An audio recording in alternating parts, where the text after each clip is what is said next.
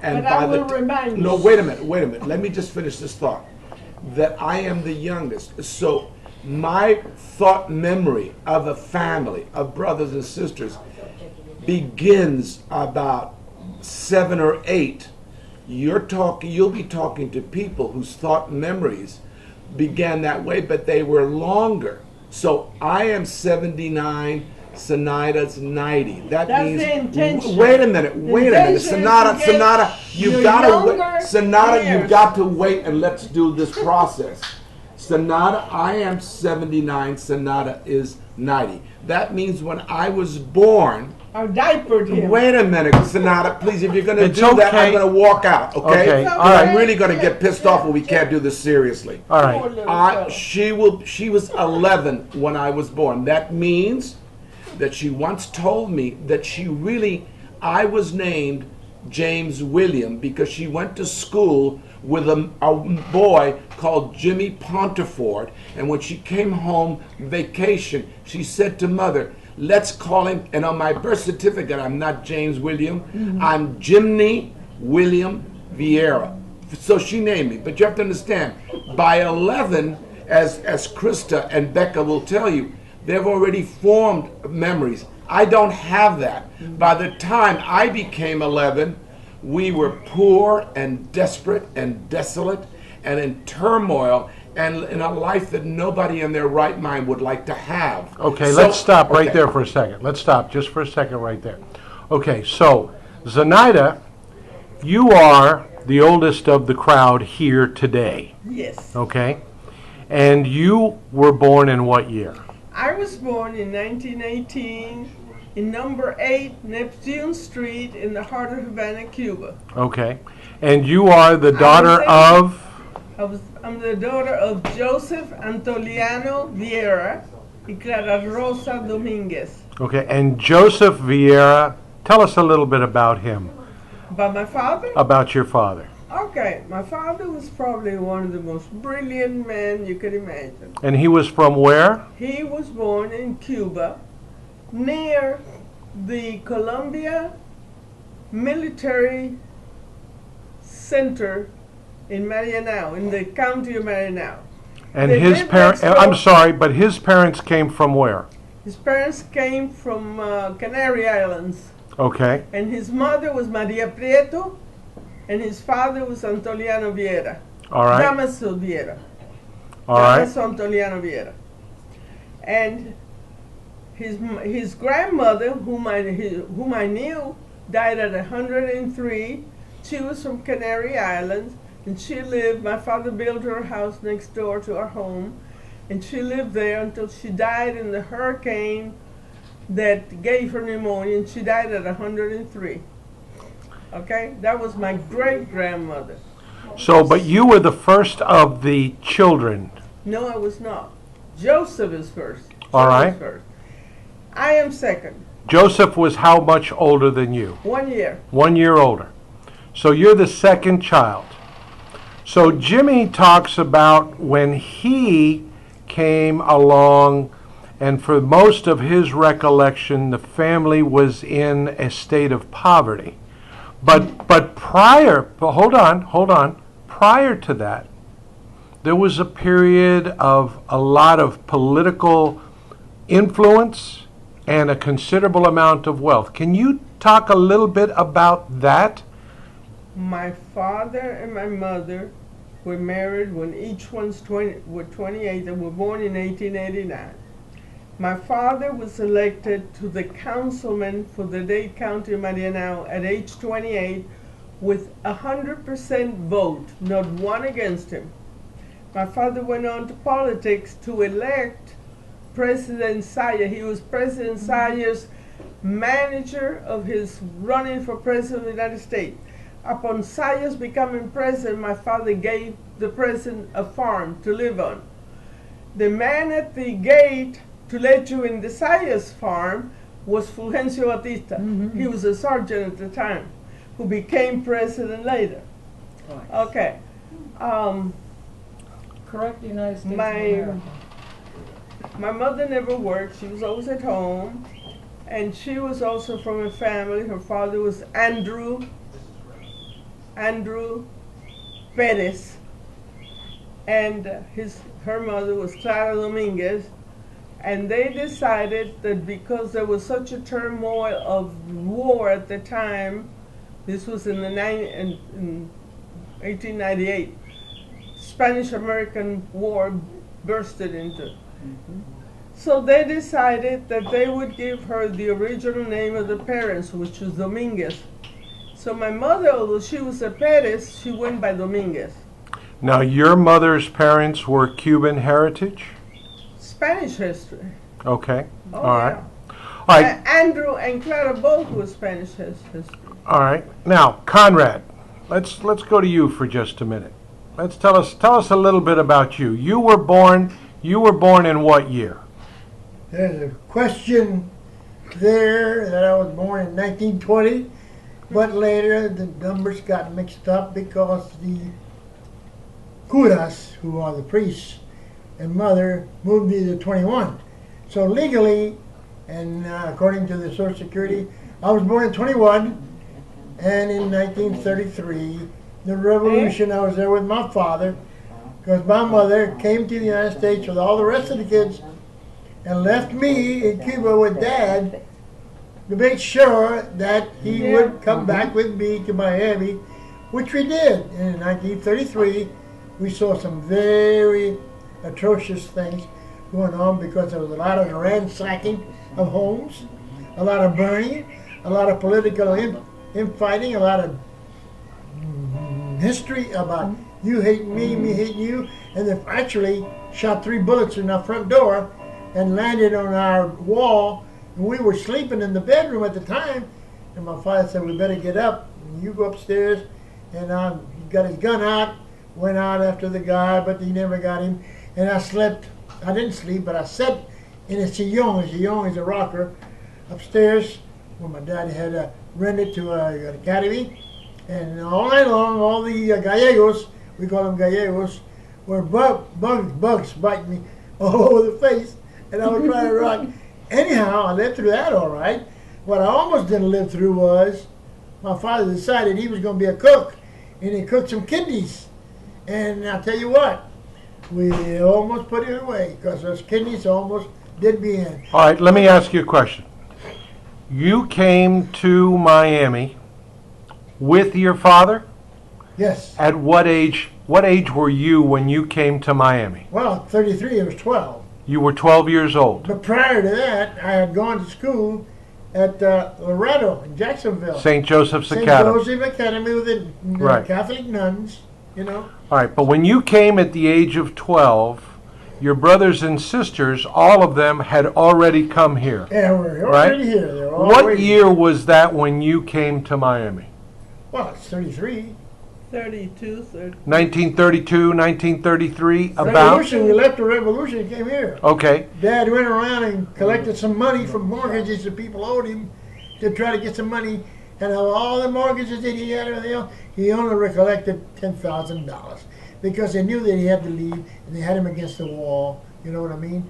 Actually, he had some very big enemies. You know, one of them was the chief of police of Marianao, big strapping man. Anyhow, Mancipe. yeah, Mancipe was his name. Mancipe. All right. He wrote it for us. So now, at the age of 12, you come to Miami and you join up with your brothers and sisters who have been here for how long?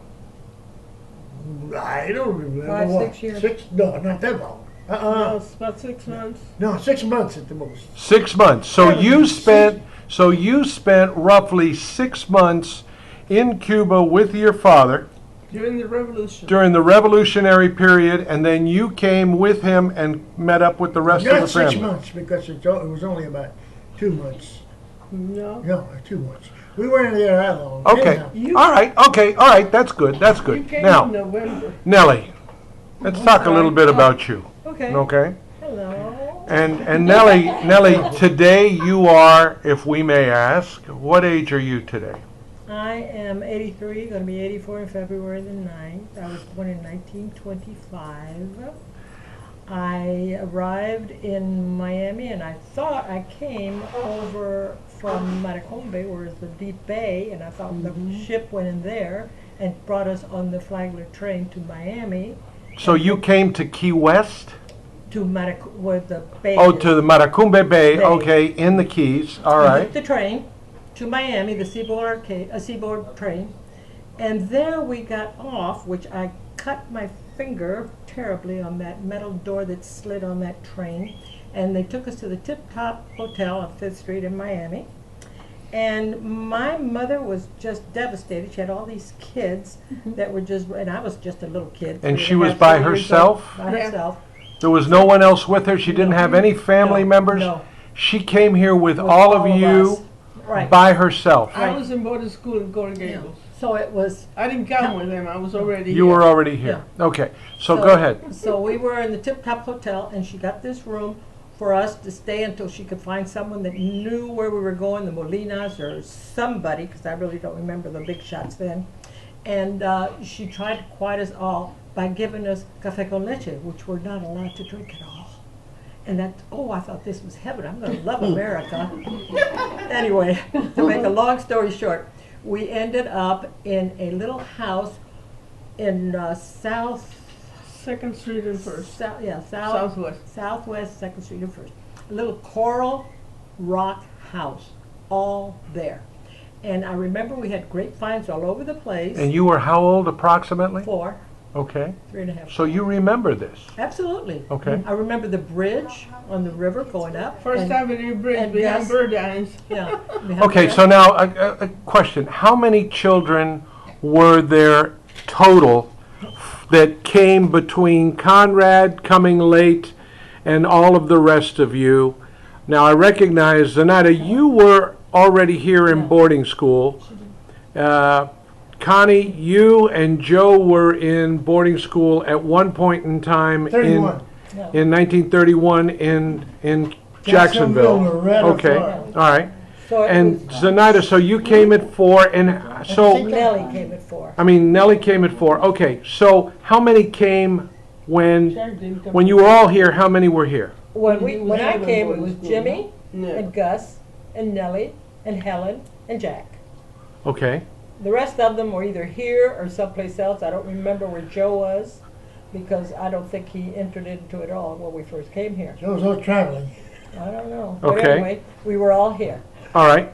Okay. And so now when you get here, do any of you speak English? No. I Very didn't. little. You didn't speak English? Not a Really? word, not till I was in 3rd grade. And Zenaida, you I spoke spoke English? English because I came to boarding school in 1930 or 31. And what boarding school did you go St. to? Joseph Academy, which is now St. Teresa. Right across from the Coral building. Gables, Indian Mound Trail, telephone number 71. Telephone number 71? Right. That was the Right. number? That was Yes. the Telephone for the number school. 71? Number 71 was the phone number. Okay. Indian Mound Trail. And then now, Lila, let's talk a little bit about you. You are the sister-in-law who has turned out to be more of a sister, I think, than many of the sisters in the family.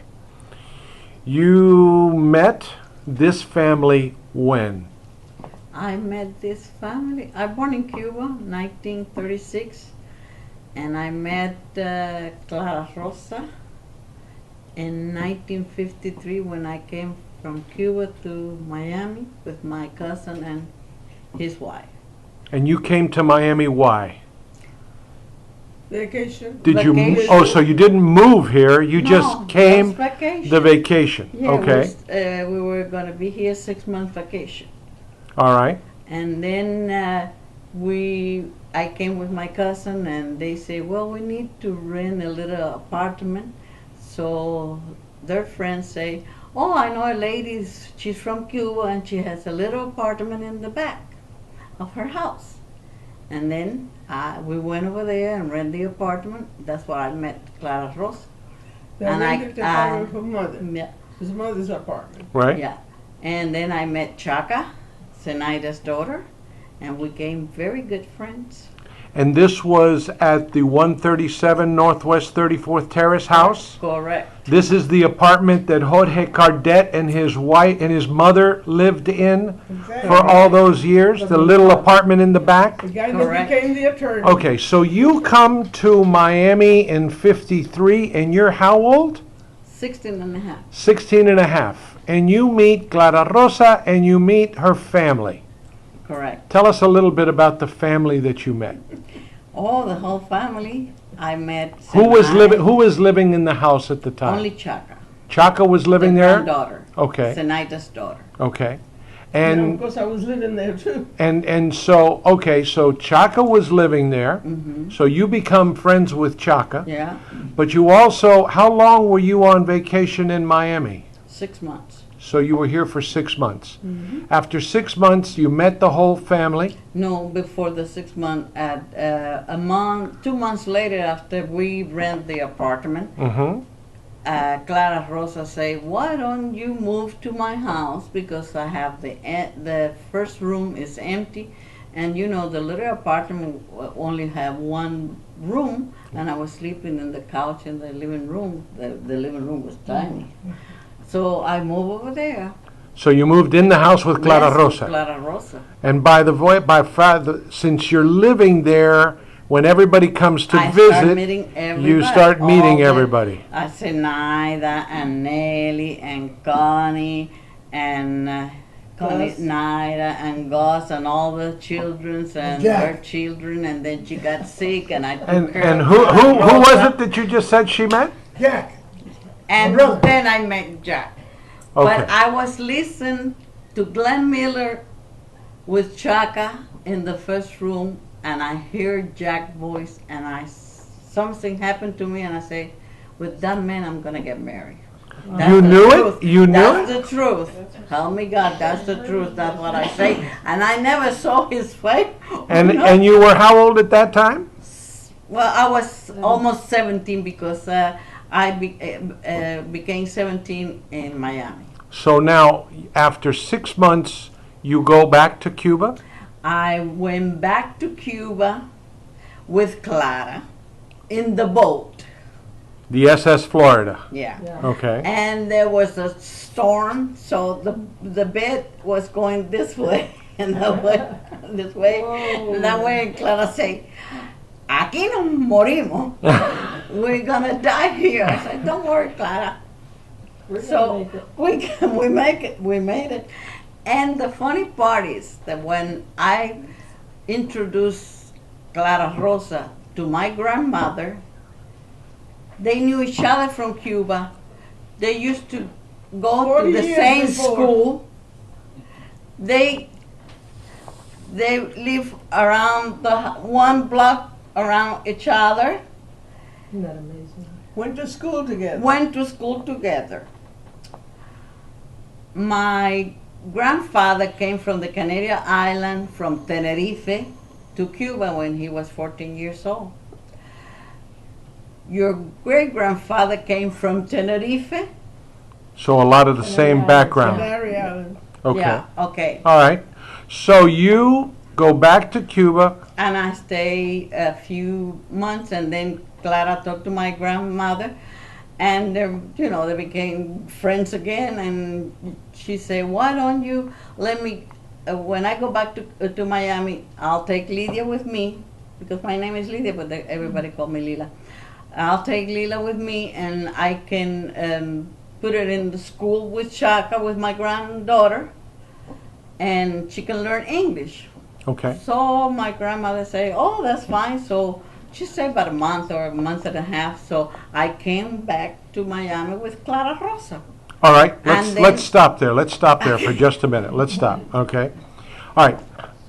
What we'd like to do is we'd like to learn a little bit more about the heritage, the lineage of your parents. We'd like to learn more about when these kids here say, "Well, I know my mom and dad, and I know my grandmother and my grandfather, but I don't really know too much about their parents, and I know nothing about my great-grandparents or my great-great-grandparents.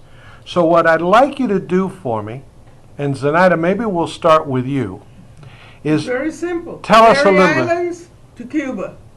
But in the Canary Islands, do you know much about them when they were in the Canary Canary? Islands is part of Spain. Right, but do you know what they did, what sort of life They they were all lived? farmers. All farmers. All farmers. And how is it that they ended up coming to Cuba? Escaping the poverty of the Canary Islands. Okay, all right. And escaping the kingdom, the Political. royalty. Okay. Looking for freedom.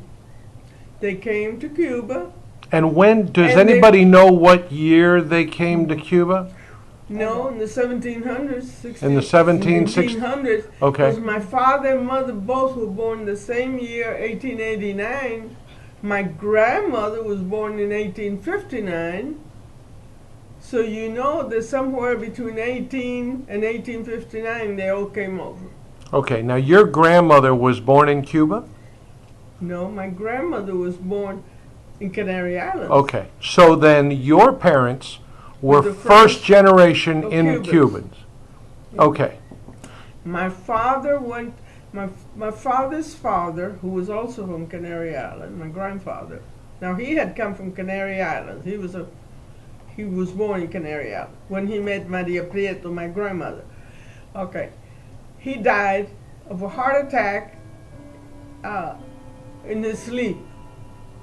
So here was Maria Prieto, the mother, left with 6 children, no income, farming. Who could do the farming? My grandfather was dead. The kids were small. My father was 8 years old. Isidro was, my father was 9 years old. Isidro was 8 years old. And my father said to my grandmother, "Don't worry about a thing. I'm going to help you support these kids and raise them.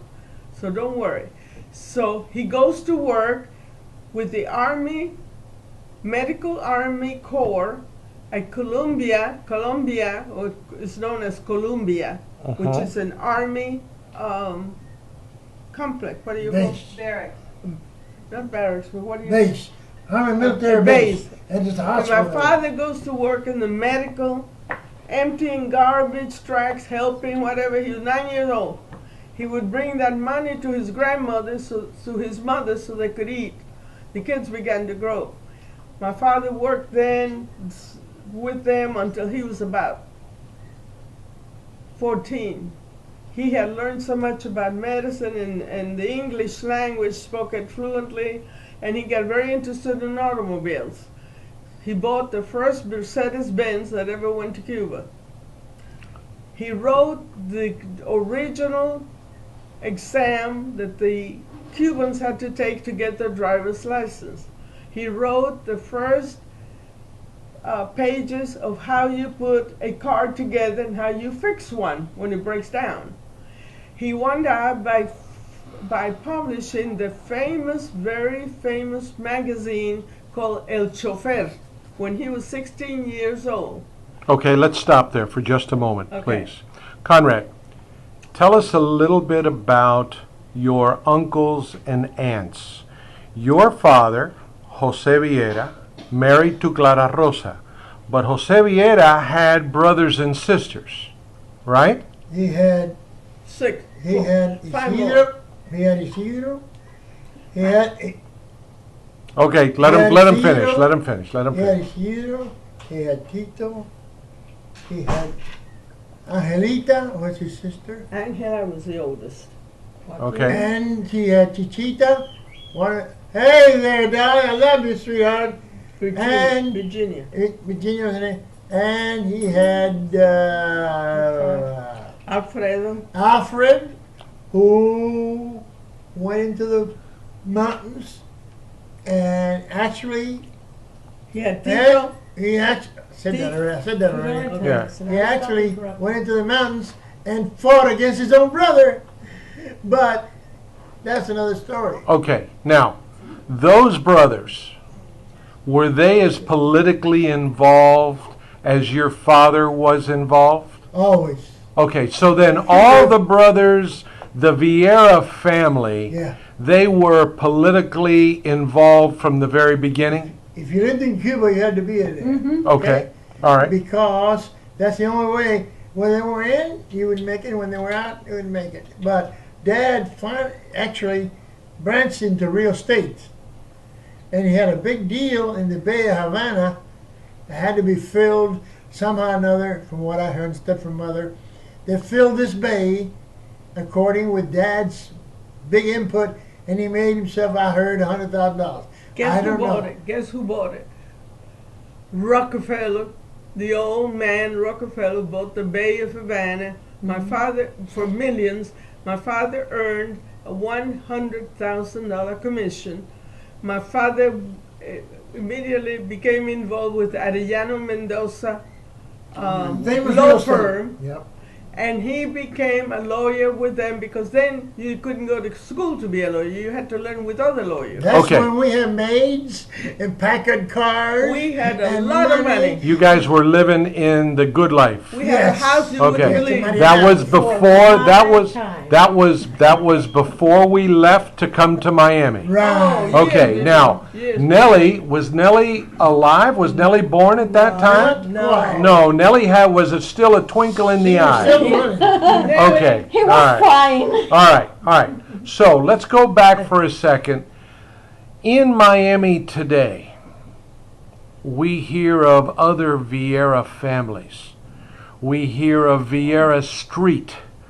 We hear and we wonder, are those people any relationship to us? Are they? Viera Of Street. course, Viera Street was named after my father by George Merrick, who developed Coral Gables. And why did that happen? Because across the street from us in Cuba was a gentleman from Spain who was a consul, and he later came to Miami and became a consul, and that's where Dad met him. And this Name was consul Fernando was Molina. named Fernando Molina, Molina. and they talked to Dad, and he was the instigator of putting the name Viera on the street.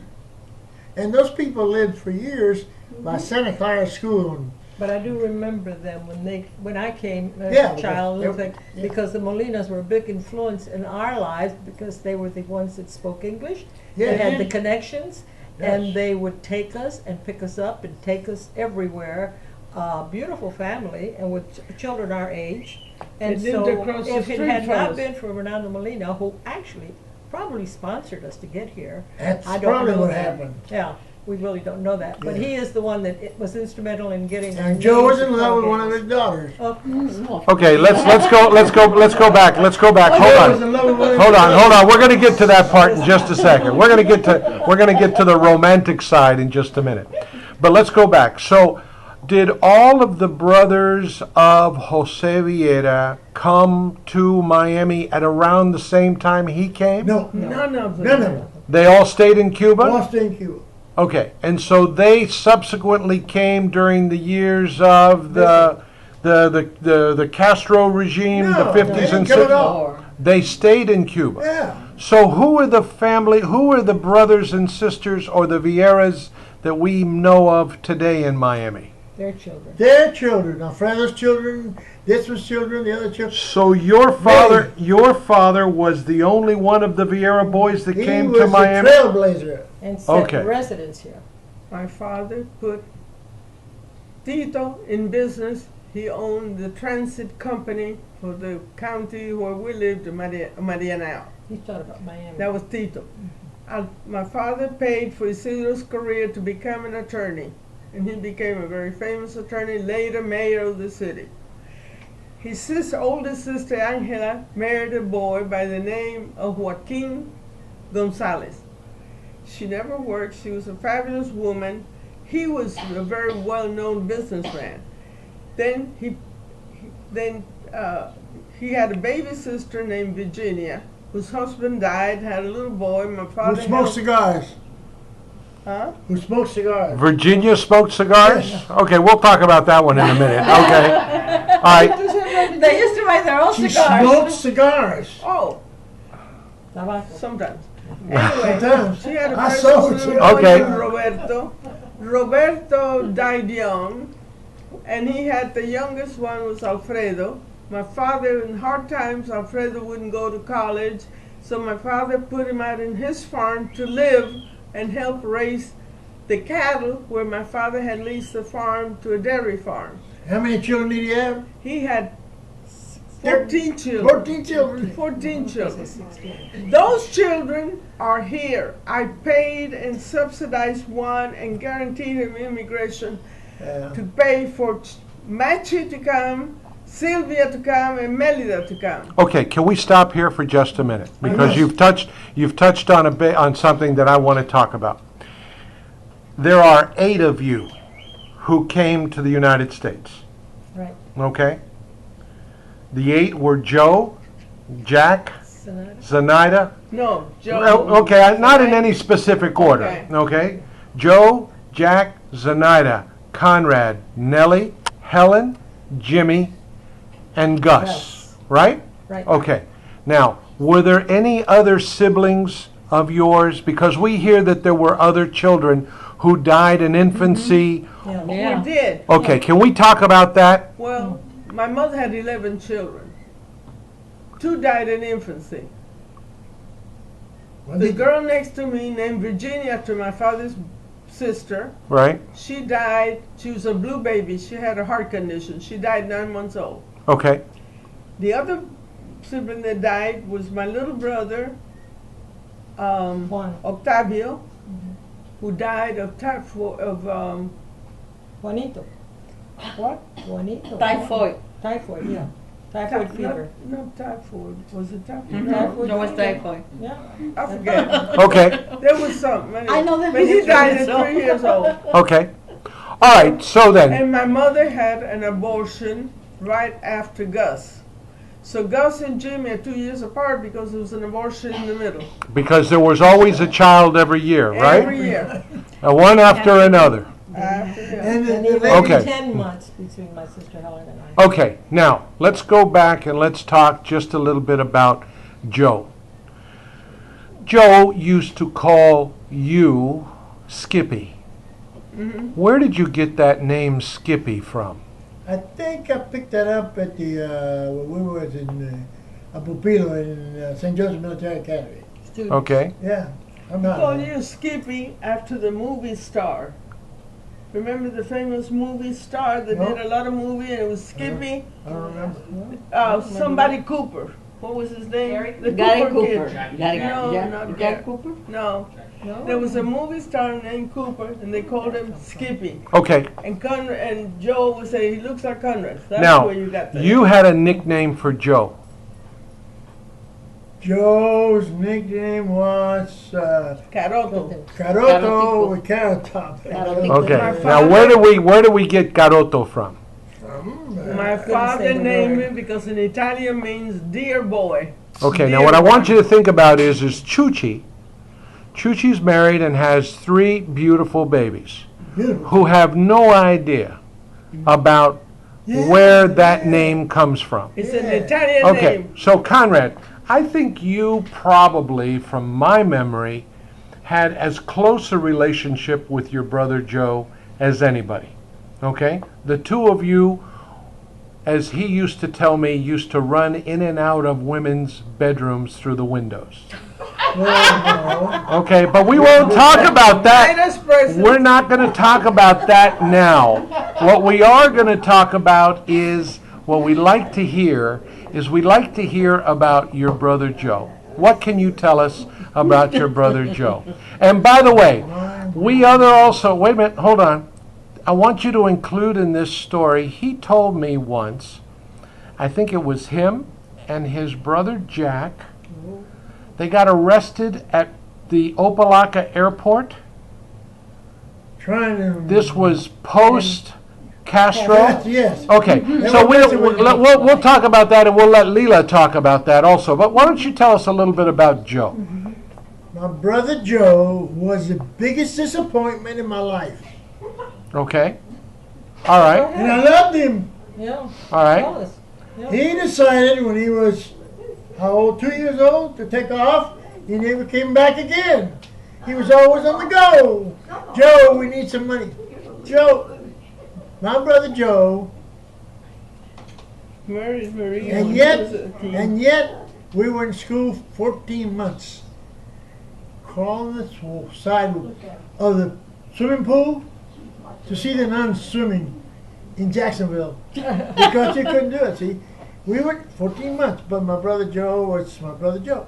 Yeah. I'm not going there. No. Okay, No deeper than that. but your brother Joe, he was involved with and worked for Pan American Airways, right? Yes. Tell us about that, Brother because that was Joe- when Pan American was flying out of Dinner Key, right? With the airboats. Okay, yeah. tell us about that. Joe became a what do you Port call A it? purser, You know, like a flight attendant. Yes. Okay. Yeah, well, he got into that, and then he was promoted, and then they went to Brazil. He became, what was it, purser? Anyhow, he had a pretty good job. Port Stewart. Pretty good job there. That's when he was with Joe went Church's to Pan mother. American Airways because my first husband got him a job with Pan American Airways. Yeah, Because Alexander. my first husband was with Pan American. Okay. So he got Joe the first job with Pan American. Is that what you would attribute Joe going to South America? Was that the basis of him living in South America for all those Yes. years? He never stopped traveling. He lived I in married- Brazil. He lived in Brazil with his wife Marie for years. Okay, let Nellie talk about After I this. married, I got a job through friends of ours with Flores, got me a job at Pan American as a stewardess. And of course. Nellie, you were a stewardess at Pan American? No, I'm sorry, stenographer. Okay. Sorry, not stewardess, a stenographer. And so I couldn't say that I was related to Joe because nepotism wasn't allowed. So I worked for the flight attendant department, and Joe was the port steward of South America, like he said, in and out of Latin America. Everything was marked Latin America, and we used to put all the equipment on the plane, and I knew that Joe would be out there taking these equipment and putting it on the plane, making sure that all this equipment, the food trays, the silver, everything had LED. How old Latin were you American all at the division. time? I was just married, 21. Okay. My first job after I got married. And I worked there for 2.5 years, and then I resigned, which was a very stupid thing to do, to have children. And that was my brother Joe. He was the guiding light that was out there somewheres, keeping an eye on me as I dealt with these liches. I mean, these wonderful people. Okay. All right. Now let's move on. Let's talk about a little bit about Jack.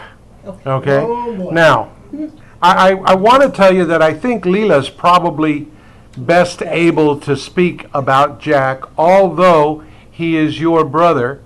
Why don't we let Lila, let's pick up where you come back to Miami, And I met him. and you had already met him, Yeah. but you come back to Miami.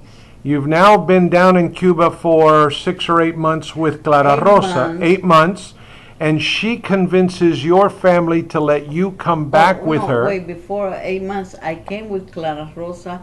And she stayed about a month and a half. She used to go a month and a half to 2 months to her friend's house. And then I came with her, and I lived with her in Chaca. And then I went to school with Chaca to learn English. Where did you go to school? Miami High School. Miami High School. Yeah. Okay.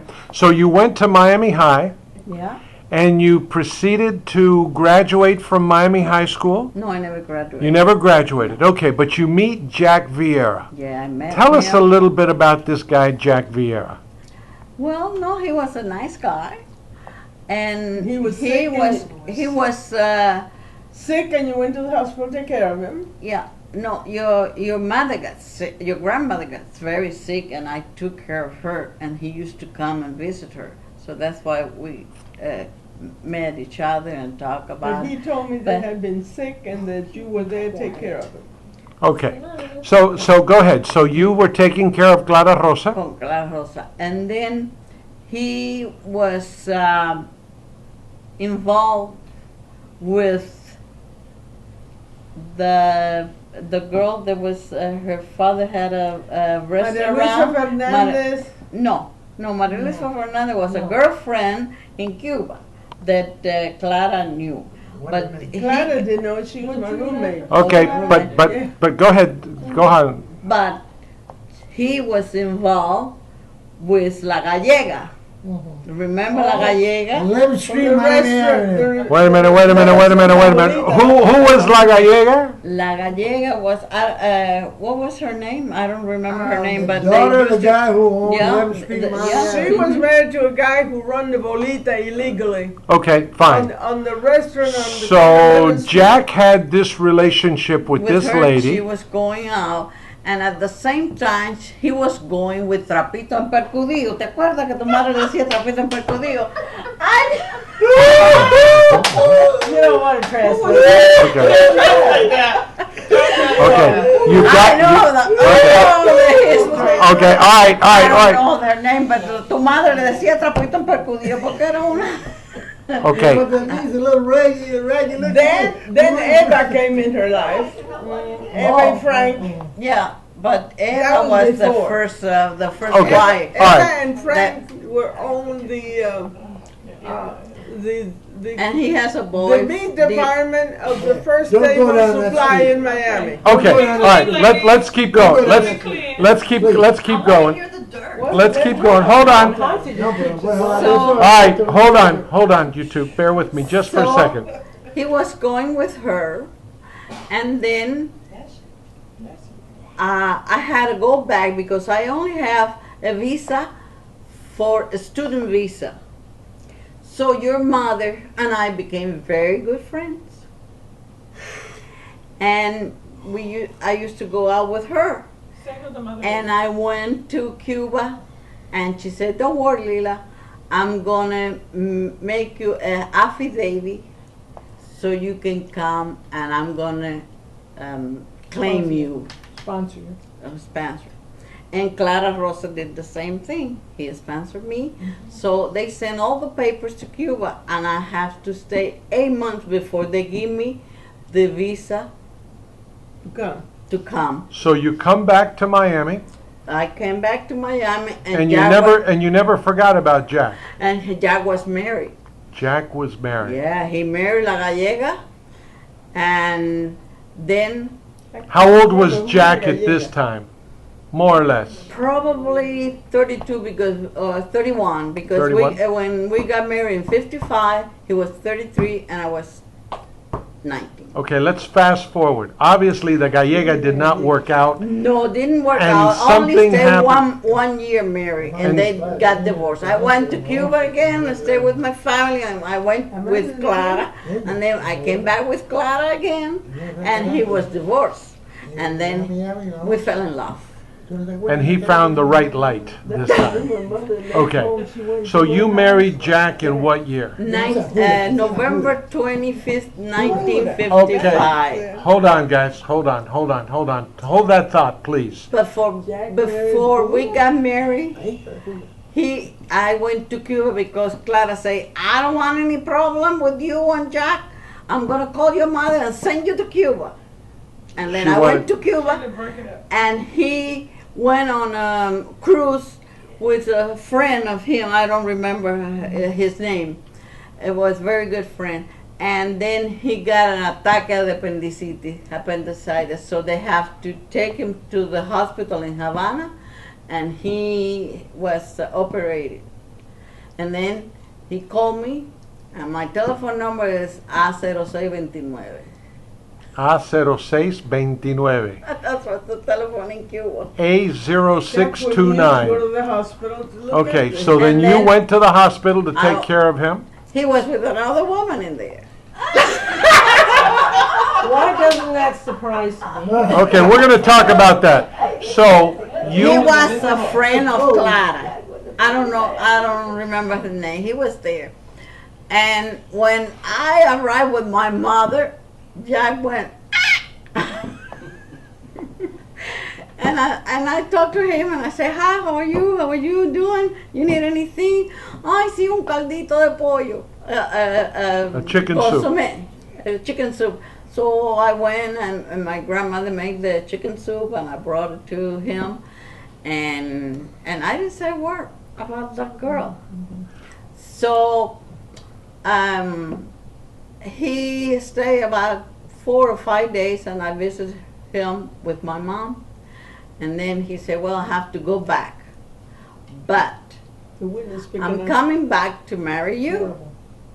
And we met at the Manzana de Gomez. ¿Tú te acuerdas la Manzana de Gomez? That's where the Yana Mendoza was. That's Yeah. where my father worked. Okay, well, we met over there and we said goodbye, and I stay in Cuba.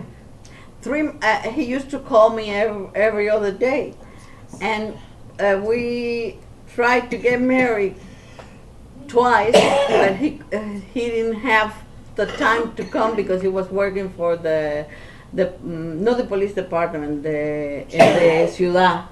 The city. In the city. Okay, and then finally he called me. I canceled twice my wedding, and then the third time he said, "I'm coming." It was Thanksgiving Day, November 25th. So he got arrived November 23rd. We got married November 25th, 1955, and then we came back the following day to Miami. Okay, let's stop there for a minute. Now, Zenaida, you were first married to Mr. Alexander. Charles Alexander. Charles Alexander. You married Charles Alexander in what year? Approximate. Oh God. October, November, something 1934. 1934. And you knew Charles Alexander how? He came to our home, knocked on the front door looking for my father because his father was an intimate friend of his father. Okay. And he had come to work for Pan American Airways. And he knocked on the screen door and I went to the screen door. This He was looked at me. 34th Terrace. No, This was at 29th Terrace. 29th Terrace. Okay. All right. And I went to the door and he says, "I'm looking for Josito Viera, who's a good friend of my father." And I said, "Dad, somebody's looking for you." And he said, "Okay." My father came up in the door. My father introduced me to him right away. We fell in love that minute. We were married about 60, 75 days later because we all knew the families. We knew everything about it. We were madly in love. And we got married. Now, the house that he came and knocked on the door of, 29th Terrace? 848 Northwest 29th Terrace, 1 block from Santa Clara Street. Now, this house was a house in which everybody lived? It's a house where the whole family lived. My father had just gotten back from Cuba with Conrad. So Clara Rosa was in this house? Oh yeah, all the children. We Everything was was all- great. Conrad was there. Everybody lived in Everybody. this And the house. measles. And we was quarantined. You had the measles. And we was quarantined. Oh yeah, but that On the was door. You can't leave out of there. That Okay, was big all for right. that. And so, We didn't die but a miracle. We were 1 block from a school, so it was very easy for the kids to walk to Santa Clara. Remember? Right? okay, Third now, grade for me. Nellie, what do you remember about those times? I remember 29th Street was the 29th Terrace. 29th Terrace, was the Santa Clara school where I did not know how to speak English at all. I would sit there and listen to this teacher recite all this stuff, her mouth go, and I didn't understand a word about it. The lady down the street would try to feed us peanut butter and jelly sandwich with Gag-a-Maggot. And so With what? I learned how Speak to up. eat peanut butter and jelly sandwich because I was hungry. My brothers made me slingshots out of Yeah.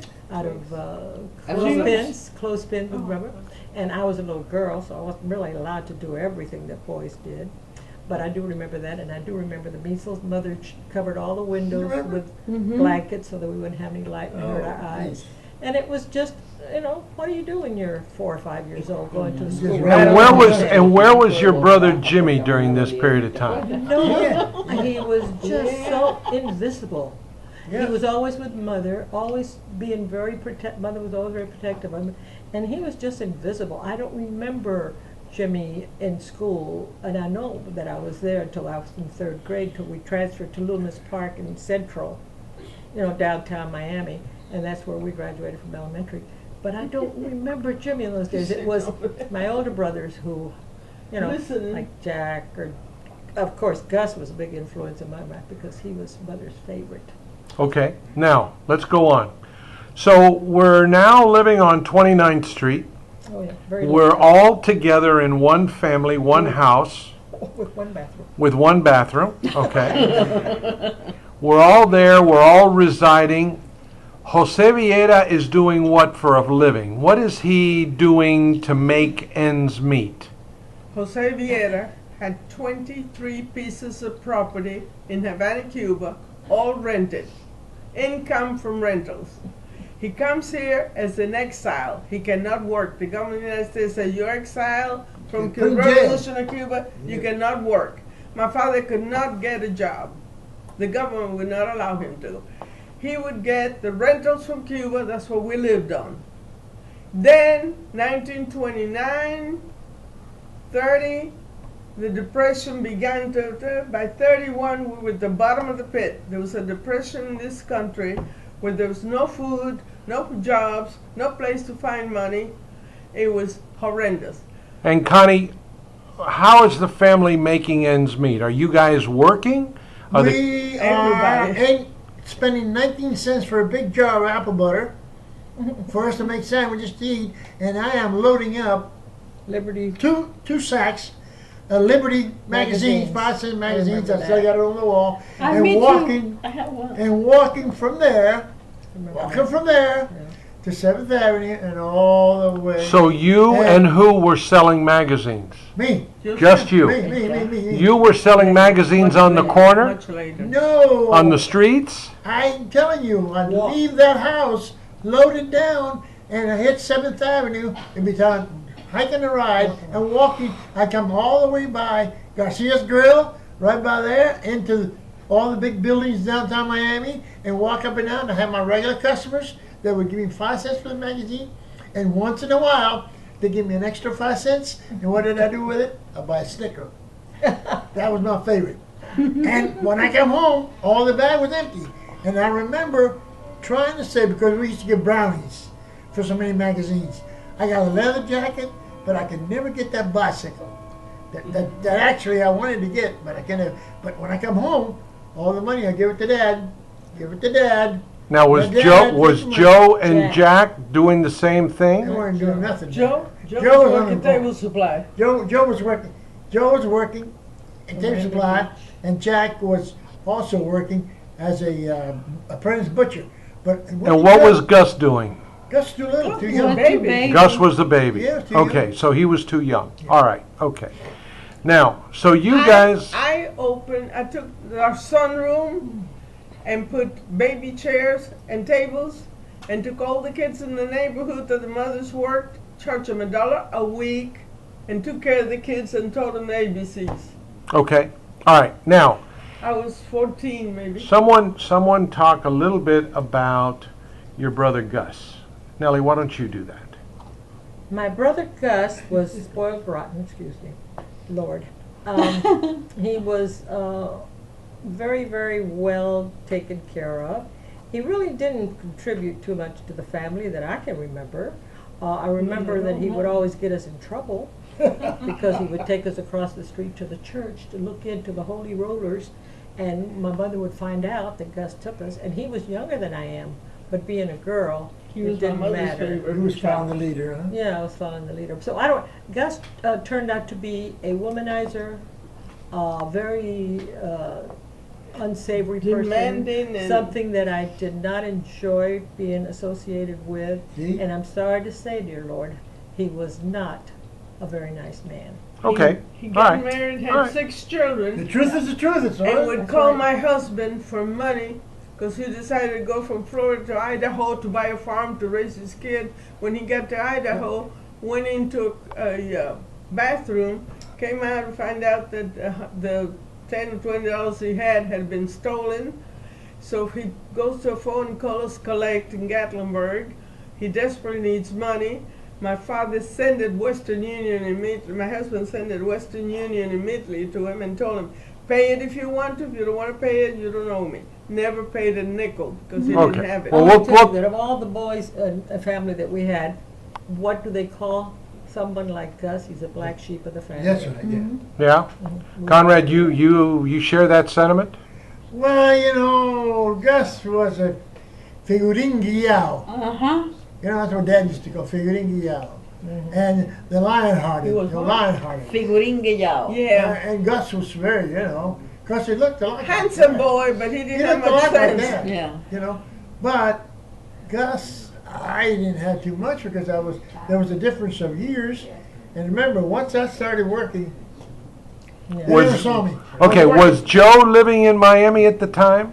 He was probably roaming. Joe left Miami in 19, Yeah. when we lived on 12th Street. 55 Northeast Story. 35. Yep.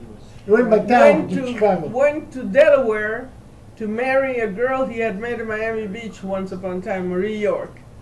Went to Delaware, got married, and brought the bride home to live with us. They lived in the attic. Okay. Hot attic. I was gonna Remember say. that? Hot He attic. was a doorman at the hotels on Miami Beach. U.S. What's the name of I that? don't remember the hotel. Good hotel. Good hotel. Good hotel. On the ocean. Yeah, A very yeah. good I doorman. got him made that a job. Lot, made a lot of money and Yeah. I got him contributed that to the job. Okay. welfare of the whole family. Yeah. All right. The Okay. Good Hotel belonged to friends of mine. Okay?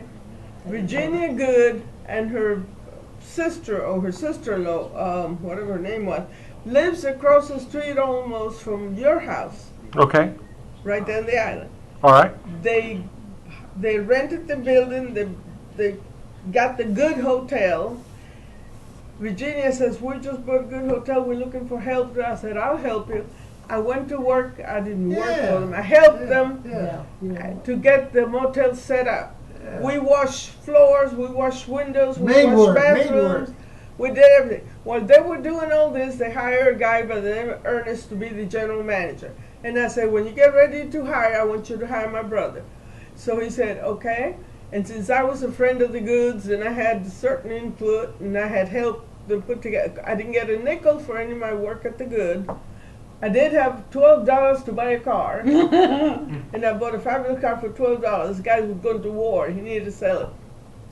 So I got Joe the job at the Good Hotel as being the head of the boys, what is Bellhop. it? The bellhops. Oh, doorman. And there's where he met Ernestine. Oh my God. Fell in love with Ernestine, divorced his wife Marie, married Ernestine. By the way, he was married 10 times.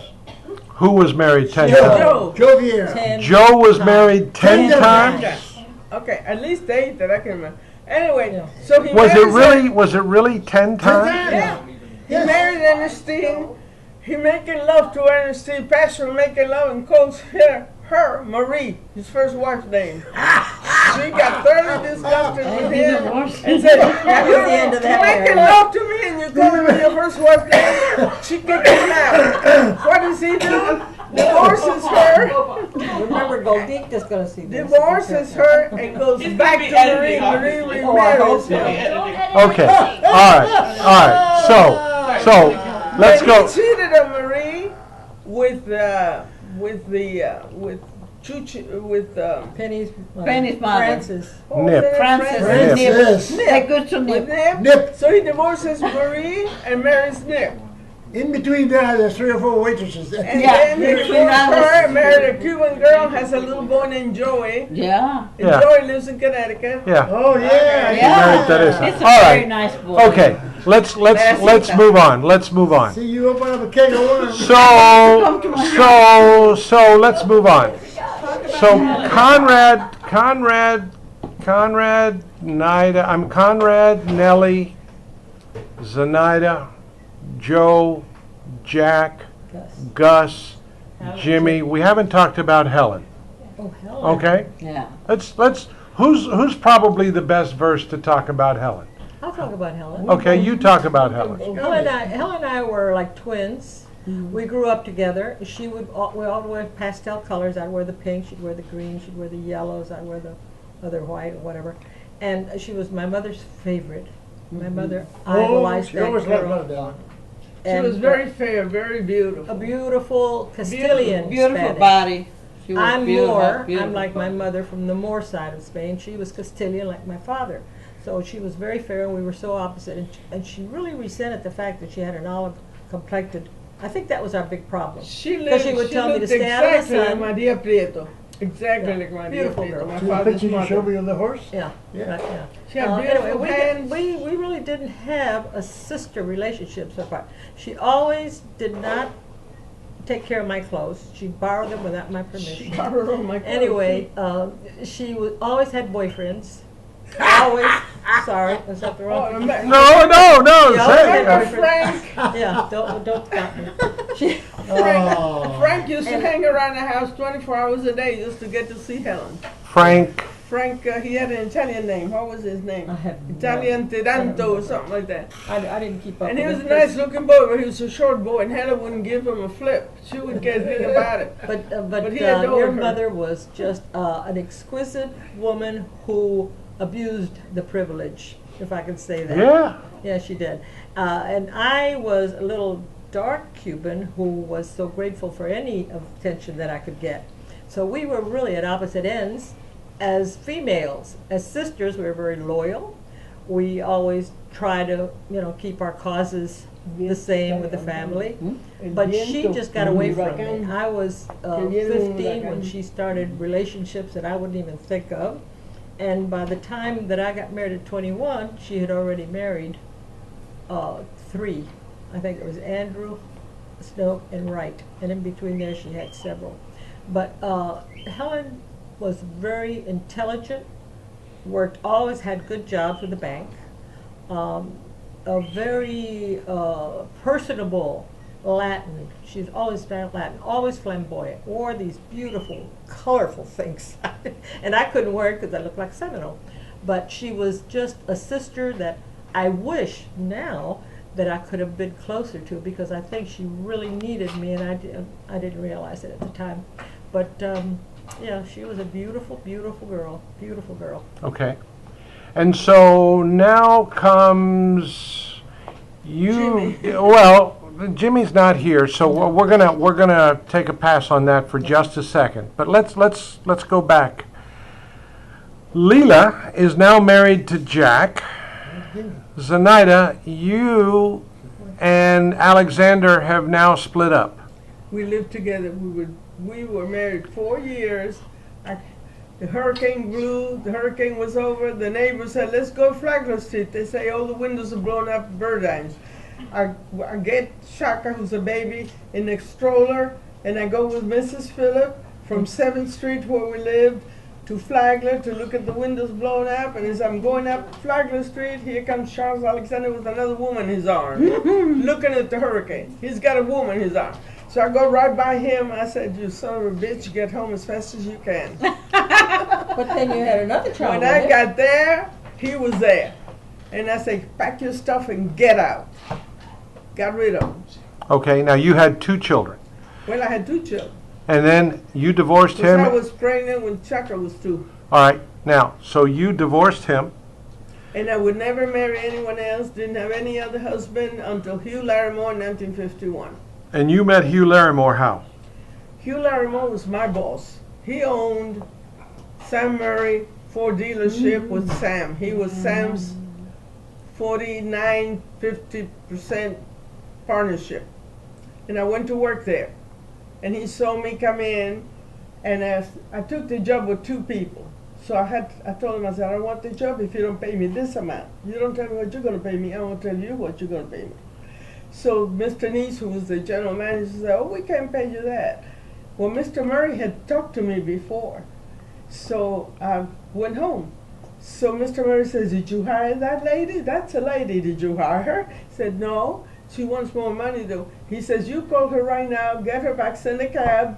She's hired for whatever she wants." And you worked for them. I worked for them for 13 or 14 years. And how long after working there did you marry Hugh Larimore? I worked there. Hugh came to me, tried to make passes at him. I told him to go to work and find something to do. I didn't know who he was. I didn't know who the man was, so I blasted him off. And he said, "When you blasted me off, I thought, that's the woman I'm looking for. She don't put up with crap. And she's a lady." So we dated for about a year. And then he asked me to marry him. I said, "Oh no, I've got children that are 12, 13. I'm not marrying. I don't need a husband. I'm making a salary. I got my own home. I had built my home in 48. Well, I had planned to build my home, which I did.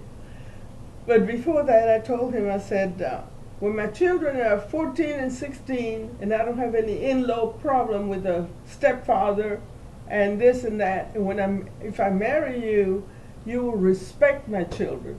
You will not scold them. You will not advise them. You will have nothing to do except you're the stepfather. But you leave my children alone. They're mine." And I told the kids, That's going to be a stepfather. You got to respect him.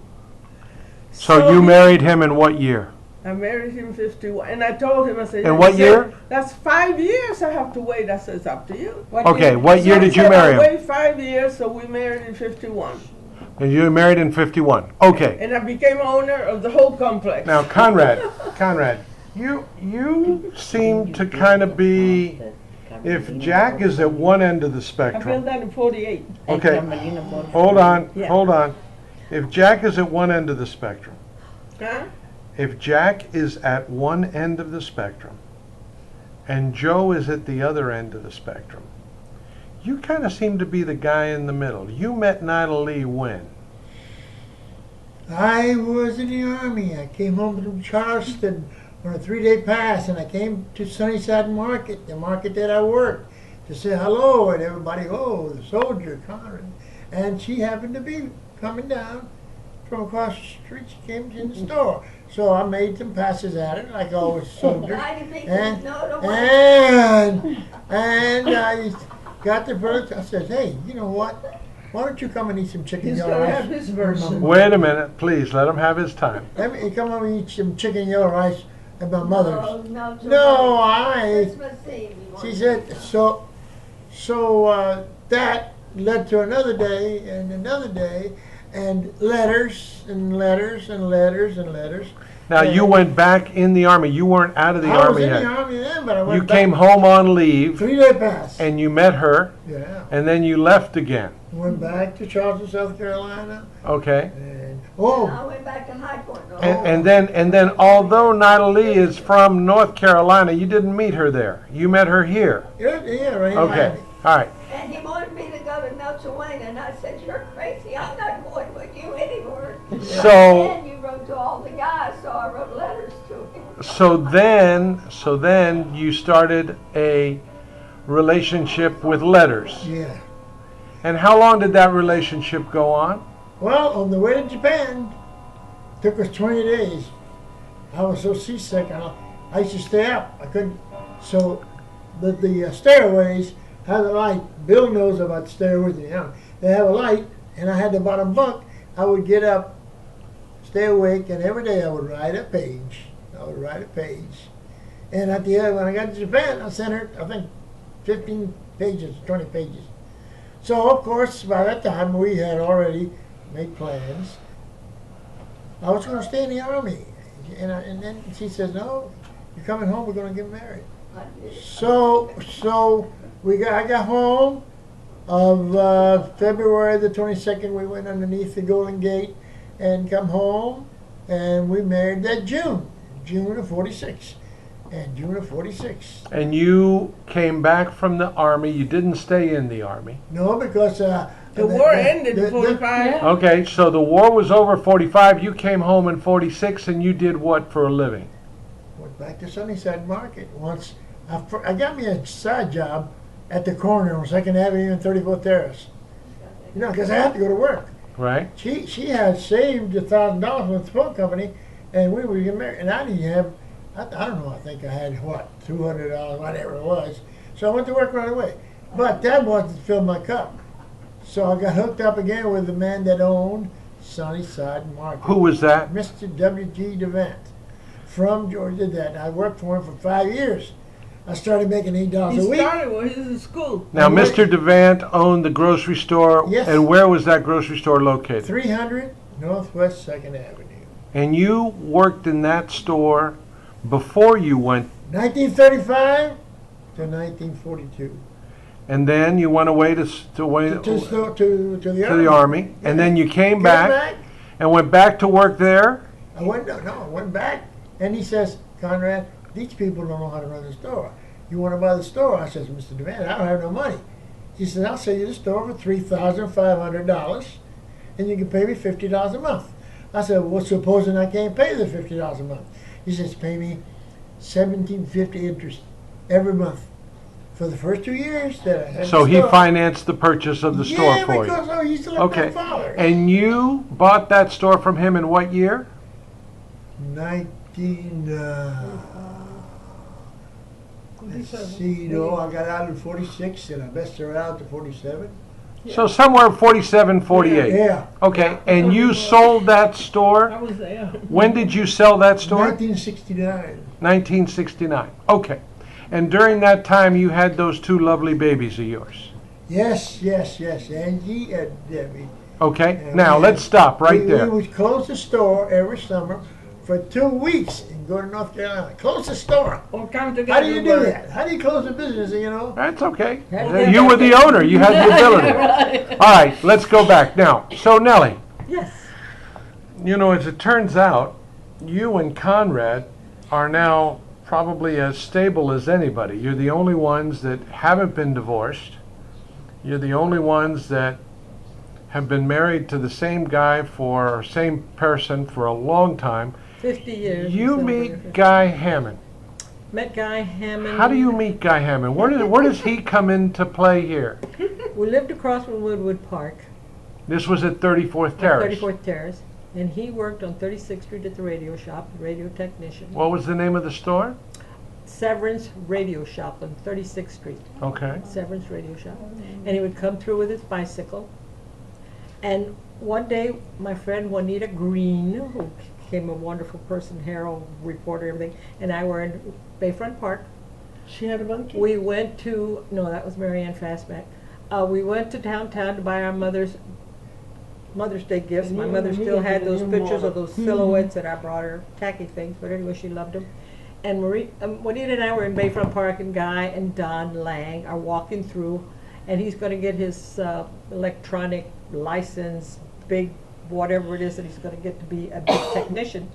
And they started following us, and we were just young things. I mean, you know, I was like 15, and he started following. And I turned around and I said, oh, "Excuse me." He was 19. I thought he was an old man.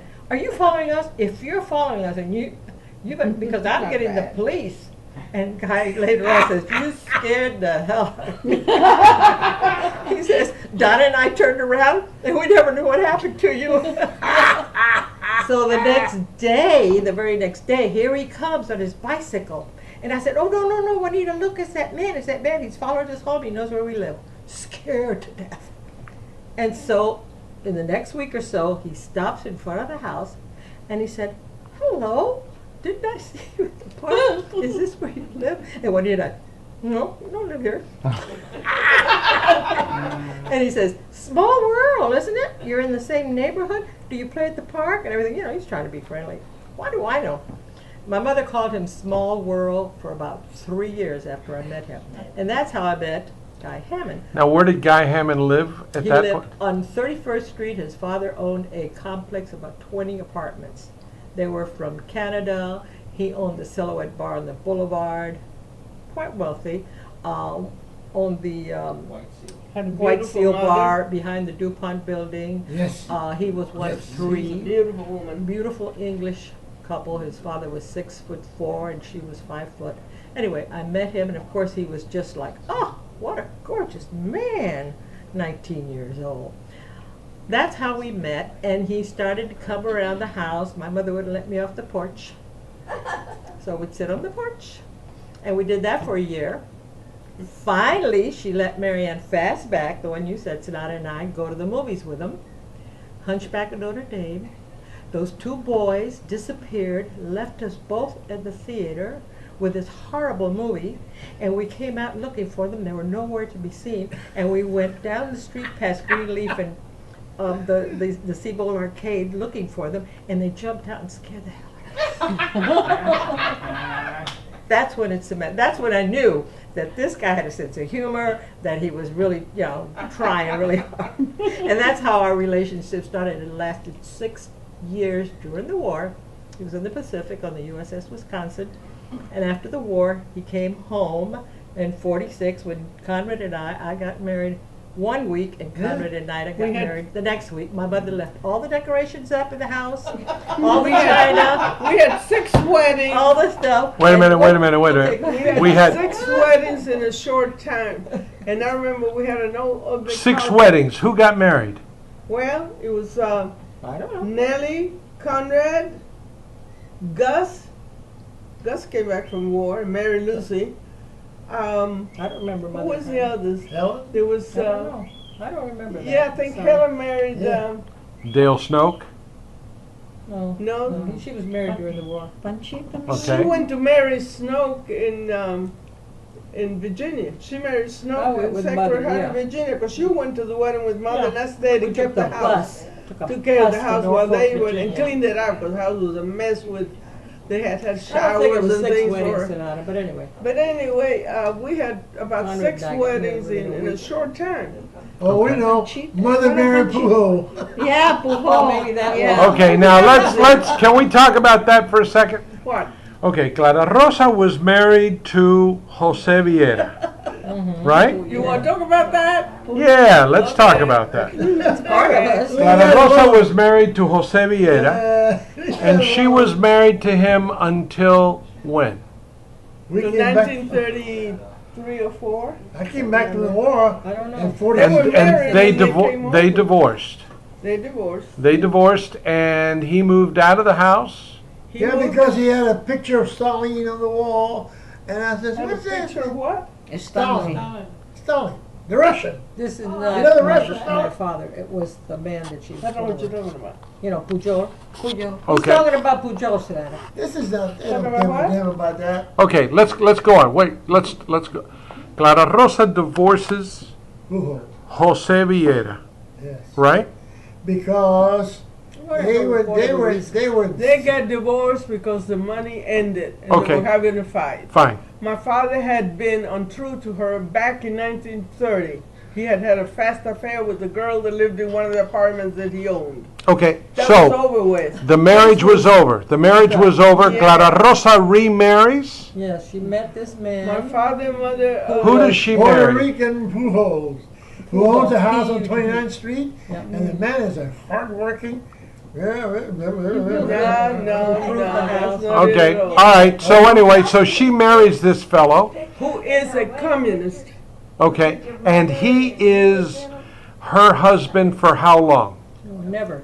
When I came back, About 7 or 8 months. So it was a very short-lived marriage. He was a communist, and he hung.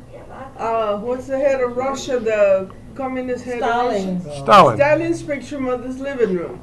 Now his Stalin is a communist there. Of course, at that time Russia was allied. We were allied, United States and Russia. Because the Russians used to march on Miami Street. But shortly when the war ended, then Russia became a heavy. So the picture of Stalin is there. So Gus comes home from the war and see the picture of Stalin and raises hell. Who in the world's got Stalin in the war? I've been fighting the war and all this, and Stalin is against us Because I now. don't remember that. So Gus Yeah, grabs the I know. picture. Yeah. Joe comes at Gus. Mm. So Gus beats the hell out of him. Okay? So they, because my mother was distraught about it. Because they yeah. were All right, her so new let's- husband. Now, none of the children like Pujo. All right, let's go on. So that marriage lasts for 6 8 months, less than a year. Oh, less than a year, about 8 months. They split up. Clara Rosa never remarries again. Takes her name married. back. She takes back her name, Clara Rosa Viera. Yeah, Yeah. right, That's basically a bad page in history. right. Very bad. Okay. And she had to pay this guy off You could edit that. because he wanted some money back from what he had done. He had They fixed built the the house. house. Yeah, He built that he's front a- of the house. He Right. had built that, wanted the money back, took her to court. Okay. Yeah. So I had to pay for all the attorneys my mother got into. All right. So now let's go. Let's stop. Let's stop for a minute. Lila. Yes. Lila, you're now married to Jack. It's 1955. Five. And you're living in Miami. In Miami, yes. Jack is working for the city. The city. This is when you had the shoe store? Oh, no, a year later we had the shoe store. Had the shoe store. And then I used to make the shoes, and you and Jackie used to play in the Okay. back. Now, Because I used to take care of you. Jacqueline was born in what year? 57. Born in 57. No, And- I'm sorry. I got married 55, she born in 56. Okay, and you were living where at the time? I was living at the time The little in a apartment on little. Second Avenue. No, that was 22nd Street. yeah, but that's when we came from Miami to Oh, the marry. 22nd Street. Yeah, and then we lived for a few months, and your daughter, Chaka, used to come and visit me.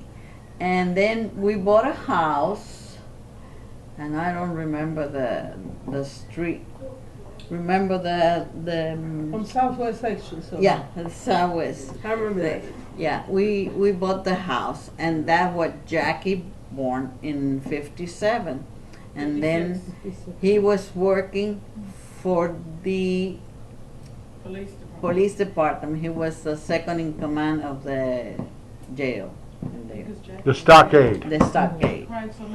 Right. You remember the stockade? Oh, He was- yeah. Okay. Oh, I do. All right. So then, and then, One second. The police car with the lights for Jackie not to. Oh, yeah, And uh-huh, Lila that's- and the dynamite. Jackie was a crybaby, so we used to take her for a ride in the in the police in car. the police car, and we used to have the flash, and then she fell asleep. As soon as we stopped, she started crying again. Oh, no. The siren, yeah. Okay. So we All had right. to go in the side. So you're living in Miami, Jackie, then Yeah. Maggie, Mago comes along. Yeah, Maggie came in 58. Okay. Where were you living then? I was living in some apartments in Biscayne, Keep us going. Key Biscayne, and that Jack bought with Dr. Jimenez, Dr. Okay. Jimenez, that he's the one that delivered Jackie and Maggie. Okay. And we were there, and I broke my water, and they took Okay. me, and Maggie was born in 45 minutes. Okay. Now, And then we have the zapateria, the Right. shoemaker, and then we took care of you because your mother has to go different places. And then you remember your mother had children care. right, the child care center, right? Yes, right there. And we used to go the weekend and help her, and Jack used to do work for her. Oh, Jack, fix this and fix that and do this, and I used to help her with the children. Okay. Now, Zenaida, at this point in time, you're married to Hugh Larimore. You're here.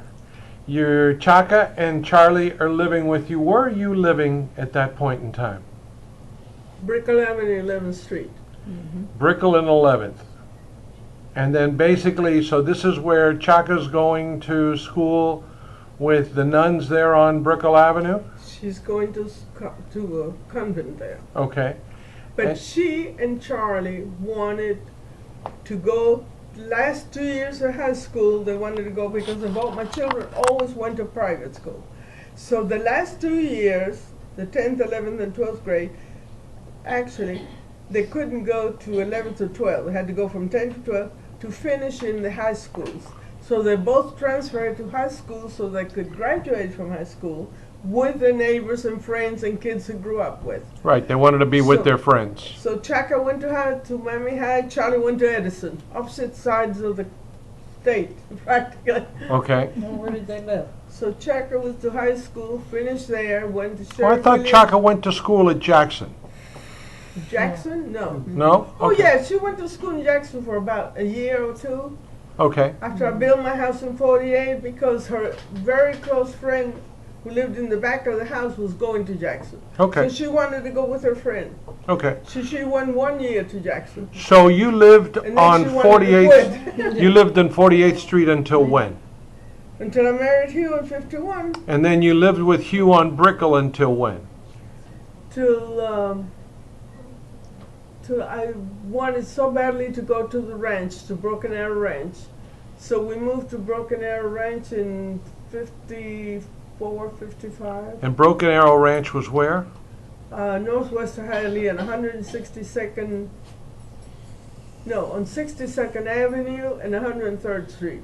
This is the place that I remember as a kid that was over by Opelika Airport. That's right. Right across from Same Hialeah one. Base. Okay. The pilots used to get lost above my house, and he would call the base and said, "Come pick up your pilot. He's lost." Okay. they And had you to lived leave. there until when? I lived there till my husband retired in '56. And then you And moved then to we- Gatlinburg? No, then we decided we'd stay there. We wanted to go to Gatlinburg because we used to go every year. But we stayed until Chaka married in 58. Okay. So you could have the wedding and everything. And then in And 58? then I went to Gatlinburg permanently and gave Chaka and her husband our house at the ranch to live in. And Tessa was born the following year, and they lived there for another year. Then her husband got a woman pregnant when he was going to school. What's that school that was on 13th and something? Ada Merritt.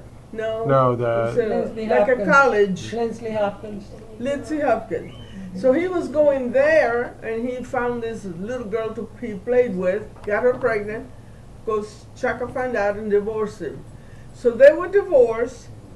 Chaka didn't have any means of income. She wanted to go back to New York, which she always was. He completely moved on, and I said, give me that child, Tessa. I said, you're going which way? She does not need to be alone with the nurse, because I was paying the nursemaid to take care of her when she was 1 year old. okay, so And then I you said, moved to Gatlinburg. What was the love affair? What was the attraction of Gatlinburg? Okay, let me finish this first. When Tessa was 2 years old and they got a divorce, I got her so I would not leave her alone with a nursing home because I didn't know I was going home, so I took her to Gatlinburg with me. The love affair with Gatlinburg was that we had visited Gatlinburg before we were married. I used to take my mother to Black Mountains on vacation with my kids. And he would go to the other town, North Carolina, somewhere. And he would come from where he was vacationing, pick up my mother and me and Maria Luisa and her kid and her nursemaid and take us to Gatlinburg for lunch. So we fell in love with Gatlinburg in 1946 because it was a quaint little mountain. It was at the foot of the Smoky Mountains. So when I was on vacation, so when we retired, when Hugh got familiar with Gatlinburg, he says, when I retire, I want to go to Gatlinburg. And it became our summer vacation home when the kids, when we were first married. We would go every year. From 51 to 58, we went every year to Gatlinburg. We knew everybody knew. When we would arrive in Gatlinburg, our neighbors would have our dinner ready in the oven, the house cleaned, the beds made. That's the kind of town it is. It Okay. is a clannish, lovely town. All right, let's stop there. Let's stop there Yeah. for just a second. Conrad, So we love it. Conrad, you and Nida get married in what year? 46. What is it? In 46 you get married, and you start living where? In the back of others. Okay, so you lived in that famous little apartment. Yeah. Okay. We'll That Build. that famous little apartment is where you lived until you then bought a house where? No, until when I bought the store, the old man said, you want to rent the apartment upstairs? I said, yeah, I will rent Okay, it. so you rented the apartment above the store. All right. And you lived up on the top of the store till when? 48, we got a house. And where did you move in 1948? 1840, that's Northwest 36th Avenue. 1840 Northwest 36th Avenue. 36th Avenue. Okay. And you lived in that house until 20 when? years. You lived there until 66. 66 and then you moved here. Okay. And, okay, Conrad and Nellie, yeah. Nellie, you married Guy in 46. 46. We had property on 29th Street.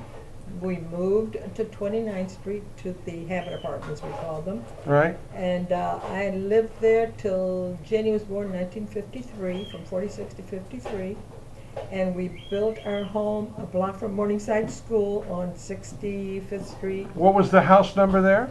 555, 555 Northeast? 65th Street. 455 455. North. Because it was a block off the boulevard. 455 Northeast? 65th Street. We 65th built our Street. Tell home. him about Bought the first bought 2 child lots. that died. One lot had a house, the other house we built as homes.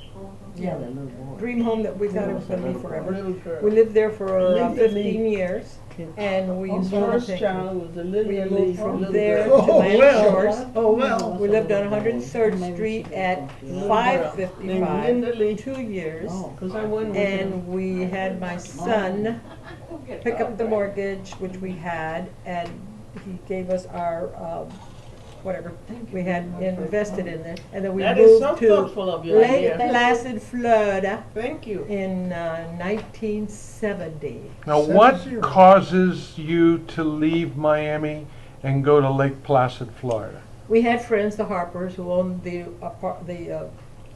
gas station on 29th Street. And Merle and Jim had a duplex complex on Lake Grassy. And we always vacationed for 15 years in Hendersonville. You know, we had a little place, we took the kids, we had a good time. And the kids were tired of Hendersonville. They just, there's nothing there for them to do. One summer, the Harpers said, oh, come to Lake Placid, you'll love it, the kids will love it. We were skiing then, we were all skiing, water skiing. So we went. Some birth defect. This summer, The firstborn. we spent the memorial before Labor Day, and the kids fell in love with it. They went fishing, they went skiing. It was a little town, everything. So we promised ourselves we'd come back. Yeah. They had the option on the highway My property, mother's mind was and they right. said, if you pick up the option, you can have that property. Well, we just looked at each other, and Guy and I said, let's do it. So, in '62, we picked up the option, got this fabulous piece of property, which you've been there, and moved 8 years later, in 1970, 70, we decided we just were gonna get out of town. Guy had already worked for 27 years for this company, and I thought, he really needs to retire. He was 49, had, you know, been abusing all the wonderful things that life can bring you. And so I said, let's get out of town. And we did. We just packed up and left, and And that was 1970. 1970. Now, Now, Conrad, you worked Sunnyside Market till what year? 69. And what prompts you to get out of the grocery store business? It was going to be sooner or later rezoned from future city of Miami stuff. Uh-huh. And the business is going down. The blacks were beginning to cross Fifth Street. You know, a bar across the street was getting a little bit rough. I'd gotten hit in the head, and then it's time to get out. you know, Came we one were night and It's time to get out. Let me tell you, I didn't get out fast enough because, And you got robbed one night, didn't you? Yes. yeah, well, robbed is not the word. beat up, robbed. No, robbed not the word. What happened? Held up was the word. This big guy came in the store, and he was reaching over into his grocery bag that a lady had to get some wine out of it or something, and I confronted him. So when I confronted him, he come after me, and I walked across the street. He hit me, and I landed on the concrete. I was going to go get a gun. In the meantime, this customer of mine goes to his house across the street and gets his shotgun and he kept under the mattress. By that time, the cops had come around and gotten the guy. Frank, put it away, Frank. Frank couldn't see too well. Here, Connie, here's the shotgun. The cops grabbed him. They took the shotgun and threw him in the back of the truck with a guy.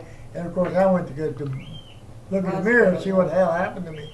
But whatever. The guy Okay. was a mental guy. All right, so you sold the store? Yeah. Did you own the real estate? No. Just the store? Mr. DeVan owned the real estate. He tried to get me to get into it, but I didn't have that kind of money then. You know? Okay, all right. All right, Lila, you and Jack move out of Miami in what year? 62 And why do you guys move from Miami to where? to California. What the hell prompts you to go from one end of the country to the other? That's a good question. Because Jack was working at the police department, and he was getting tired. And then the situation here wasn't too good, and he said, let's go to California, because I used to live in Long Beach when I was in the Navy, and he was married to Eva, and he has a son named Dean. Mm-hmm. They were married for I don't know how long, maybe 5 or 6 years, and then they came to Miami and they got divorced. And Eva took So his Dean fond- took back to His the- fond memories of California So are he what was- prompts him to go back? So he said, let's go. So I said, okay, let's go. So we went, and he went first with a friend and got a job in California, and then he came back, and we packed, and I painted the house, put a new screen in the windows, and by the time he came, we rented the house, and we went to California. My mother, my grandmother, Jackie, and Maggie. Maggie was almost 4 years old, and Jackie was almost 6 years old, because when we arrived in California in July 1st, 1962, Maggie was 4 years old in August, and Jackie was 6 years old in So October. Jack, Lila, Zenaida, y Concha, and the two babies Yeah, drive all the way from here to California, but took with the us parakeets. Well, Okay. one parakeet, we didn't have all the canaries. I Okay. told him about the run for county commissioner or whatever. well, that was in Before that. California. That was in California. But didn't he run for public office here in Yes, Miami? he did, before he went Yeah, to well, California. but that before we got married. Oh, what's Yeah. Okay. That was the Got reason he married. left. He It was a political. no, it was in the political when we got in California a few years later.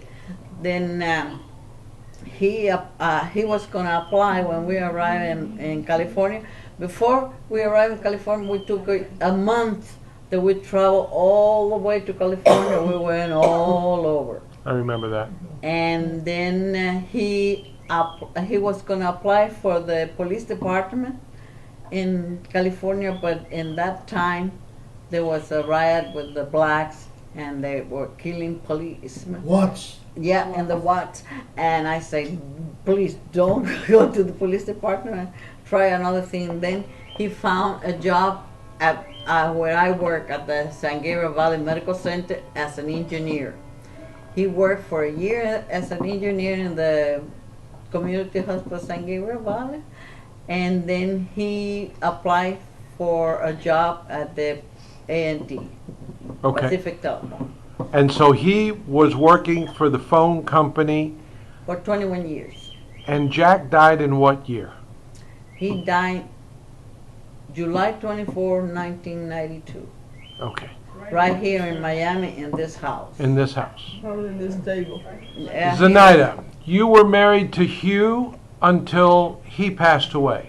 Yes. What year was that? 1971. August 9th, 1971. You were living in Gatlinburg at the I was time? living in Gatlinburg. He died in the hospital in Knoxville. He died because the doctor, he went for a doctor's checkup. He was 100%. There was nothing wrong with him. But the doctor wanted to put him in the hospital to run x-rays on his lungs because he smoked, and he wanted to check his lung. Another doctor was called in for the x-ray. He put him on Coumadin. They'd never have figured out why, because he had That's no a problems of any thinner. kind. Hugh started to bleed internally. Hugh died of kidney failure due to Coumadin. And he died And they when? destroyed all of the records so I couldn't sue them. And what year was that now again? 1971. Okay. I was there and I went to visit you. Nellie, Last year, Guy passed away when? 1996. And you were in Lake Placid at the time? That's right. Okay. Celebrated our 50th wedding anniversary in May the 26th, and he died October the 19th. Okay. Conrad, Connie, if you had to figure out, if you had to say something to kind of wind this up, give me the very best of your recollection of the wonderful times of this family in 2 minutes, and then tell me what you think were some of the not so wonderful things of this family. The wonderful things that this family was when we were in the money in Cuba. We had chauffeurs, we had this, we had the best of everything. And the worst was when we came over here and we almost starved because there were no jobs and there was nothing else. Okay? Tell me a little bit about the Dominguez family. Dominguez is who? Your mother. Your mother. Dominga, Your mother. mother's. You We don't know talked. anything about it. We. He was too Clara young. Rosa Vieras, I don't know her about it. He was too young. He Nina don't know anything Dominguez, about it. Nina? Yeah, I remember her mother, and she was a very nice lady, and she come to the house, and she was the reason that mother had a little extra money once in a while, because she happened to have some money and some rental property in Havana. That's what I remember. And I used to tease her all the time and be mean to her, which I shouldn't have been. Depression years. Yeah. Her mother was. Nellie, do you remember very much of? I remember Nina. Yeah, Yeah. we went to see her in Bejucal. Did you go? Bejucal. Bejucal. I never was in Bejucal. I was in Bejucal. I never When I was. went to see her, she was sleeping You in were. a, You were little. what do you call those, tell me the names of those, those. Catre. Catres. No, tambin. Ping Oh, pong poom. No. Colombina. Colombrina. Colombina. Colombina. I have never been able to remember that word. She slept in a Colombina, and I thought, this is terrible. My grandmother. The single sleeps in bed is like a terrible. metal. Anyway, we went to Amazing. see Metal her, cup. and she was just, she was All right, hold it. very more. She's very dark, very more. And so I immediately, she's my kind of person, right? And so she was wonderful. I really just remember Nina as being a wonderful, loving person. Was there a grandfather? Never. So Never. we're dead by Grandfather. then. They were all No. dead. My Okay. mother said that her father was some kind of a banker, which, hey, I gotta believe what she told me, and that he was very generous and would flip up the coins, and the kids would, like MacArthur used to do in South Florida. That's another story. But anyway, that's what I remember my mother telling me about her father. But her mother was a big influence in her life, and I do remember my grandmother sending her money Yeah, because she would say, Okay. "Here comes a letter." But that's, Zenaida, what can you tell us about the Dominguez side? The Dominguez family, I remember practically all of them, because being the oldest, I knew more. Mhm. yeah, you did. And my grandmother Nina, her husband had been a coffee plantation man. They had a beautiful home in Bejucal, which is a little town way outside Havana. World War, the Spanish American was raving. The Spanish were fighting the Cubans, trying to take Cuba away from them, the Spaniards, and that's when the Americans came into hell. The soldiers were approaching his home to kill him because he was a plantation man and well known in the area. And his servant, who was like a slave, dressed him in my grandmother's clothes and rushed him off in a buggy that they had and saved his life. And my grandmother went down to the basement with the kids. She had 3 children. My mother's sister was Mercedes, who died. She died of some kind of children's disease, I'll think of it. And the Spanish soldiers burned the house down. And my grandmother was in the basement with all this smoke and all the insulation. They didn't know it. They burned her house down. She was able to escape out of the basement with the kids, walk, and this black guy who had saved my grandfather's life by dressing him up and had hidden my father in the bushes came back to see. He was hiding, and he saw my grandmother walking up with the 3 kids. She picked him up, took him to town. And that's what I remember about it. And I remember my mother talking about Andres Perez, her father, who was a very, very cosmopolitan man. He was a plantation man. Were they from Cuba originally? Well, as far as I know, Andres Perez's family were from Canary Islands. And Okay. so were Nina's. I think Nina's was Madrid because her father was Juancho Dominguez, who was a Spaniard. But the So your Spaniards- great-grandfather was Juancho Juancho, Dominguez. And my great From grandfather was from Madrid. Juancho too. But And I Juancho always means remember chick my grandparents in having Juancho Madrid, is not a the Canary nickname Islands. for Juan. Oh, Okay. But anyway, oh, my train of thought's gone. It's okay. It's okay. By the way, Okay, now, My, by the way, my father and uncle Isidoro, I had a picture of the 2 when they were probably 6 or 8 years old, with a goat cart selling apples to the Spanish American soldiers. And I don't know where that picture went. I think Max took it. Oh. Okay, now, let's talk about, just for a second, because I want to wrap this up. Yeah. Max Viera, Renee Viera, First cousins. first cousins. Their father was, Isidro and Tito. Okay. Isidro and Tito. Isidro and Tito. Those were Jose's brothers. Yeah, Rene was a writer. Okay. Right. He wrote the column Reloj. Diarios de las Américas. In Diario de las Americas, Reloj. And he owned a bookstore on South of 8th Street, but he wasn't a very good businessman. He loved Cuba. Okay, all right. Now, And my mother lived in Mexico, and she had cousins. She had a cousin named Carmelo that was a very famous, well-known jewelry maker. okay, we're going to stop. We're going to give everybody just 1 minute to kind of wrap it up. I want you to say anything that you want, but I want to kind of keep it to 1 or 2 minutes. Okay? All right. Zenaida, you're the princess. You're the queen. You're the one who has probably more knowledge than anyone. So you were there. So give me 2 minutes of what you want to say. Well, what I want to say is I was extremely lucky in finding my husband, my second husband. He was a commander in the Navy during the war. Went from petty officer to commander because he was 37 years old, didn't have to enlist, but he offered to enlist. So he became a very wonderful man in the Navy. And I have met 4 different men in Gatlinburg. There were visitors there. They were my husband's pupil at the Opaloca Naval Base. He taught them how to shoot guns and how to shoot planes during the war. And my husband was totally dedicated to the veterans, the soldiers, the war, helping people. Hugh Larimore was probably the most helpful person you can imagine. And Thank you. 2 minutes up. and it was just, and I've had a great life, and I'm thankful God for it. And I grew up in the affluent part of my family when I was a Viera, and then I lived through the Depression, which is probably the best schooling I ever had. Because when I graduated from high school and went to Sherman, I couldn't go to college, there was no money. I couldn't pursue my ambition of being a tennis player, which was my love. I was all city tennis player, but I couldn't make it to the state because I couldn't buy a racket, I couldn't buy tennis shoes, I couldn't buy balls.